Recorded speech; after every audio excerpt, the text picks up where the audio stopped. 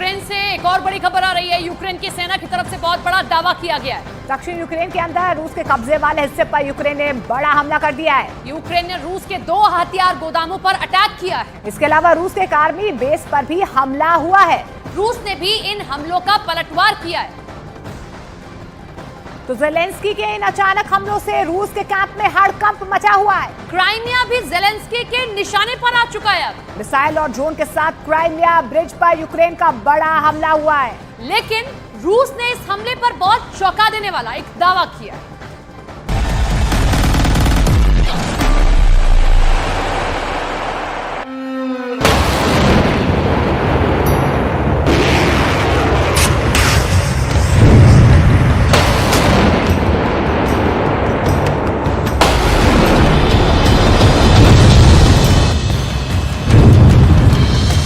Putin ने जो कभी सोचा भी नहीं था अब वो हो रहा है। पुतिन ने यकीन भी नहीं किया था कि रूस की ही रणनीति को फॉलो करके ज़ेलेंस्की रूस की बाहें मरोड़ने का काम करने वाले हैं।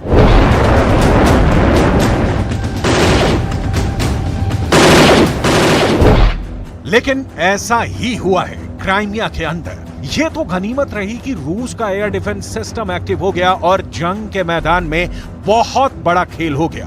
यूक्रेन के इस हमले के दौरान ज़ेलेंस्की की एक मिसाइल की काफी चर्चा शुरू हो गई है। यूक्रेन की ये मिसाइल इतनी खतरनाक है कि दुनिया इसे मॉन्स्टर मिसाइल का नाम दे रही है। मॉन्स्टर मिसाइल या दैत्य मिसाइल। आखिर क्यों रूस की ये मिसाइल इतनी खतरनाक मानी जाती है और क्या वजह है कि ज़ेलेंस्की ने एक साथ ही क्राइमिया के ब्रिज पर मिसाइलों से भी हमला किया और दर्जनों ड्रोन से भी हमला कर दिया।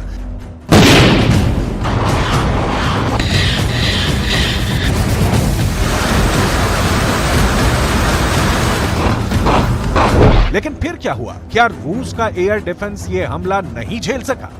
क्या क्राइमिया का ब्रिज टूट गया और रूस से क्राइमिया का कनेक्शन खत्म हो गया? इन सवालों का जवाब हम आपको देने वाले हैं, लेकिन सबसे पहले यह जानना जरूरी है कि आखिर क्राइमिया ब्रिज का सामरिक महत्व क्या है, जिस पर ज़ेलेंस्की के अटैक अब बेहद आम हो चुके हैं। क्राइमिया 2014 से पहले यूक्रेन का ही हिस्सा था। 2014 में पुतिन ने क्राइमिया पर हमला कर दिया। पुतिन ने क्राइमिया को जीतकर यूक्रेन से अलग कर दिया। क्राइमिया को रूस की मुख्य भूमि से जोड़ना पुतिन का टारगेट है और इसके लिए पुतिन को खेरसोन का पूरा इलाका चाहिए। खेरसोन भी पहले मूल रूप से यूक्रेन का ही इलाका है, लेकिन अब खेरसोन के एक हिस्से पर यूक्रेन का कब्जा है और खेरसोन के दूसरे हिस्से पर रूस का कब्जा है। लेकिन जब तक पूरे खेरसोन पर पुतिन का कब्जा नहीं हो जाता, तब तक क्राइमिया और रूस की मुख्य भूमि को जोड़ने का एक ही तरीका है, समंदर पर बने हुए ब्रिज। ऐसे में 3 मुख्य ब्रिज हैं, एंटोनेव्स्की, क्राइमिया ब्रिज और चोनहार ब्रिज।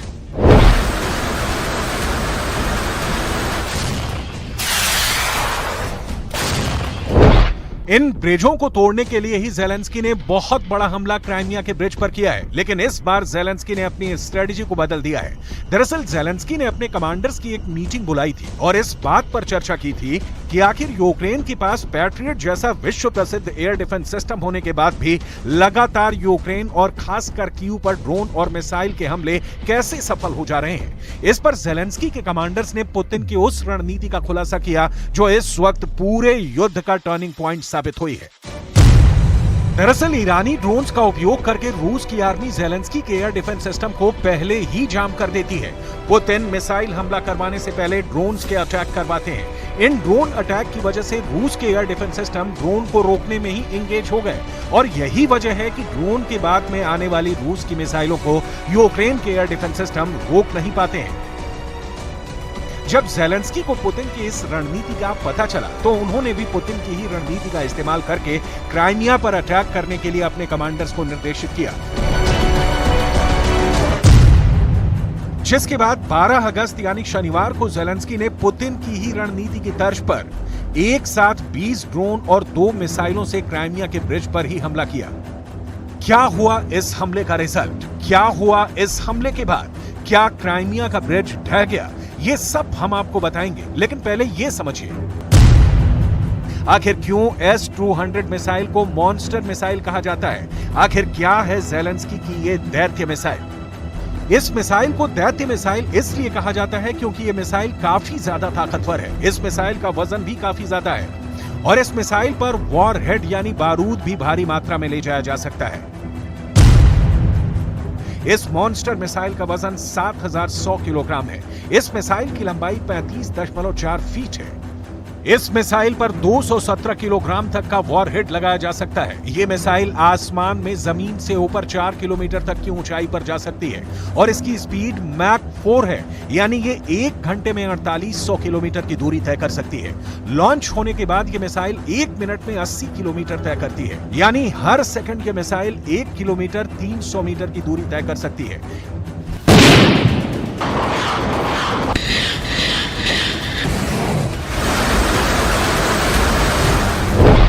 S-200 सोवियत संघ के जमाने की मिसाइल है, यानी जब अखंड रूस था और यूक्रेन और रूस एक साथ थे, उस वक्त सोवियत संघ ने इस मिसाइल सिस्टम का निर्माण किया था। लेकिन बाद में रूस के टुकड़े होने के बाद ये मिसाइल भी यूक्रेन की सरकार के हिस्से में आई थी।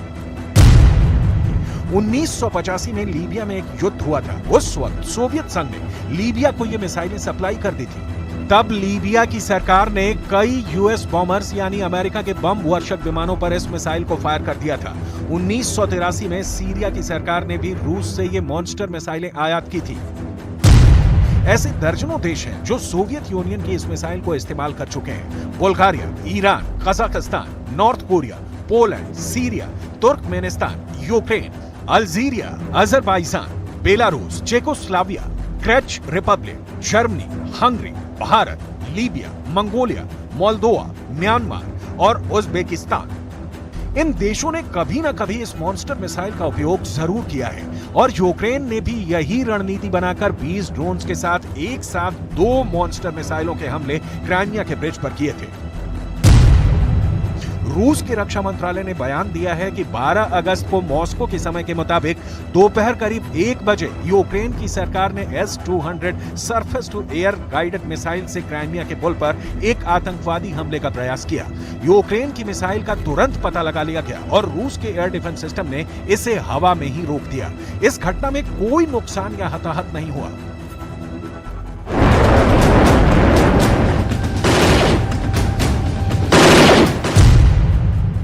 क्राइमिया के एयर डिफेंस में मिसाइल सिस्टम के साथ ही इलेक्ट्रॉनिक जैमर भी लगाए गए थे। अब जरा पूरा हिसाब किताब समझ लीजिए। यूक्रेन ने 20 ड्रोन से हमले किए, 14 ड्रोन तो रूस की मिसाइलों ने मार गिराए और 6 ड्रोन इलेक्ट्रॉनिक जैमर की मदद से मार गिराए गए। और इस तरह क्राइमिया का ब्रिज बचाने में पुतिन कामयाब हो गए। लेकिन ज़ेलेंस्की इस घटना से काफी ज्यादा विचलित नजर आ रहे हैं, क्योंकि क्राइमिया पर अटैक का उनका ये प्लान इस बार फेल हो गया। हालांकि वो अपने साथियों का धन्यवाद करने में कोई कमी नहीं छोड़ रहे। На підтримку України і нормального життя. Сьогодні я хочу особливо подякувати кільком країнам, які цього тижня зробили нові кроки для більшої безпеки, більшого захисту наших людей. Передусім Німеччині 2 додаткові пускові установки Петріотів. Це дуже вагомо. Дякую. Дякую, Німеччина, дякую людям, дякую тобі, Олафе.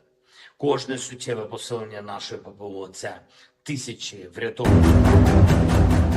लेकिन सवाल यह है कि आखिर क्यों बार बार ज़ेलेंस्की क्राइमिया के ब्रिज पर ही हमला कर रहे हैं। दरअसल खेरसॉन के जिस हिस्से पर रूस का कब्जा है, वहां पर रूस के सैनिकों का बहुत बड़ा जमावड़ा लगा हुआ है। खेरसॉन पर कब्जा बरकरार रखने के लिए अब तक पुतिन की आर्मी 50 से ज्यादा बार खेरसॉन और उससे सटे इलाके पर हमले कर चुकी है। इस वक्त खेरसॉन के अंदर यूक्रेन की आर्मी की 59वीं मोटोराइज्ड ब्रिगेड जंग लड़ रही है और इसी खेरसॉन में रूस की आर्मी की 58 combined army, 48 guard motor rifle division, 22वीं army corps, 126 coastal defence brigade, Russian airborne force और 7वीं guards mountain air assault division मौजूद है। पुतिन ने हजारों की संख्या में रूस के जवानों को खेरसॉन के इलाकों में बिछा दिया है और इन सारे जवानों को हर दिन जिंदा रहने के लिए हजारों टन खाद्य सामग्री, इसके अलावा लड़ने के लिए गोला बारूद की जरूरत होती है। खेरसॉन के इलाकों में हमला करने के लिए पुतिन ने क्राइमिया को मिलिट्री बेस की तरह इस्तेमाल किया है, यानी क्राइमिया में ही लड़ाई का बड़ा गोला बारूद और साजो सामान मौजूद है। इसके अलावा यहीं पर रूस ने बड़े पैमाने पर खाने के भंडार भी रखे हैं। ऐसे में ज़ेलेंस्की का टारगेट बिल्कुल क्लियर है। ज़ेलेंस्की चाहते हैं कि क्राइमिया और यूक्रेन के बीच में मौजूद समंदर में ही रूस को डुबा दिया जाए। इसीलिए वो यूक्रेन के खेरसोन में रूस के सैनिकों का दाना पानी बंद करने के लिए क्राइमिया और खेरसोन को जोड़ने वाले ब्रिज को ही तोड़ देना चाहते हैं। कुछ इंटरनेशनल रिपोर्ट्स में दावा किया गया है कि अगर ये ब्रिज टूट जाए तो रूस की सेना को खेरसोन पहुंचने के लिए 150 किलोमीटर ज्यादा सफर तय करना होगा। और बड़ी बात यह है कि ये 150 किलोमीटर की सड़क एक ग्रामीण सड़क है जो काफी संकरी है। रूस को ज्यादा परेशानी तब हो सकती है जब क्राइमिया को रूस से जोड़ने वाले तीनों मुख्य ब्रिज एक साथ तोड़ दिए जाएं। पुतिन के लिए सबसे बड़ी चिंता की बात यह है कि ज़ेलेंस्की ने यह हमला स्टॉर्म शैडो मिसाइल से किया है, जो ब्रिटेन और फ्रांस ने मिलकर बनाई है। जब से ब्रिटेन की ये मिसाइल यूक्रेन के हथियारों के जखीरे में शामिल हुई है, रूस के लिए हालात खराब हुए हैं। लेकिन इस बार ज़ेलेंस्की की आर्मी ने रणनीति बदलते हुए S-200 मिसाइल से क्राइमिया के ब्रिज पर हमला किया है। तो सवाल ये भी है कि क्या ज़ेलेंस्की की आर्मी के गोदाम में ब्रिटेन से मिला स्टॉर्म शैडो मिसाइलों का जखीरा खत्म हो गया है?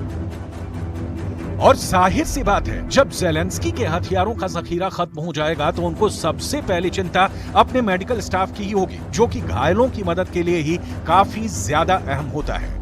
Цього тижня наші прикордонники отримали мобільні комплекси медичної підтримки від Нідерландів. Нідерланди взагалі серед лідерів в оборонній співпраці з Україною, в політичній взаємодії, реально захищають життя, гуманітарний вимір і теж змістовний. Я дякую за це людям Нідерландів. Дякую всім, Марк. Дякую тобі. Є готовність Азербайджану надати новий пакет гуманітарної підтримки, зокрема обладнання для розмінування. Це теж один з ключових напрямків нашої роботи з партнерами.